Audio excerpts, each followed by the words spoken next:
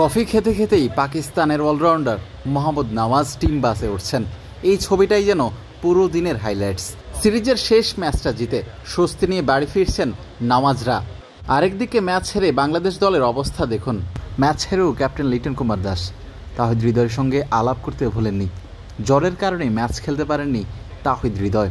পাকিস্তানের বিপক্ষে 2-1 ব্যবধানে সিরিজ জিতলেও ক্যাপ্টেন লিটন কুমার দাস ব্যাট হাতে পুরো সিরিজে ফ্লপ ছিলেন, যেটা একেবারে সামনে থেকে নেতৃত্ব দিতে পারেননি, সেটাই বলা যায় লিটনের জন্য। আরেকদিকে লঙ্কা সিরিজে যেভাবে শেষ করেছিলেন তানজিদ হাসান তামিম, পাকিস্তানের বিপক্ষে 2টা ম্যাচে সুযোগ পেয়েও কাজে লাগাতে পারেননি। আজ ব্যর্থ হলেও জাকের আলী অনেক হয়েছেন সিরিজ সেরা। সিরিজের শেষ এবং তৃতীয় টি-20তে শামীম হোসেন পাটোয়ারি শেখ মেহেদীর পারফরমেন্স ছিল বিবর্ণ, যা একেবারে বেমানান তাদের সঙ্গে। তানজিম হাসান সাকিব, রিশাদ হোসেনকে রেস্ট দেওয়া হয়েছে সিরিজের শেষ ম্যাচে। নাইম শেখ আজও ব্যর্থ হয়েছেন।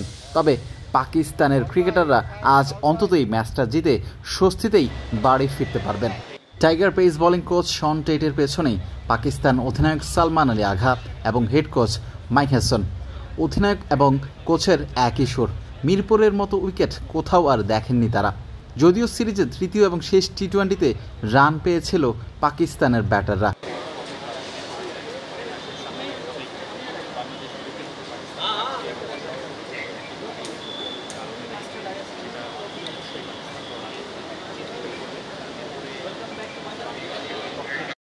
হেড কোচ ফিল সিমন্স সঙ্গে spin bowling coach Mushtaq Ahmed match শেষ করে এখনও আলাপ করছেন।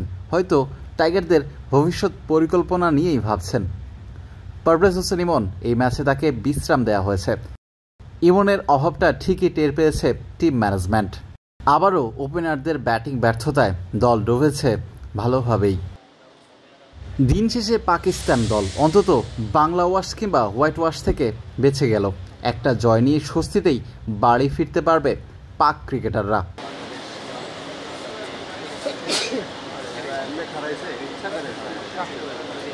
বিলাল হোসেন শিমুল, ক্রিকেট 97।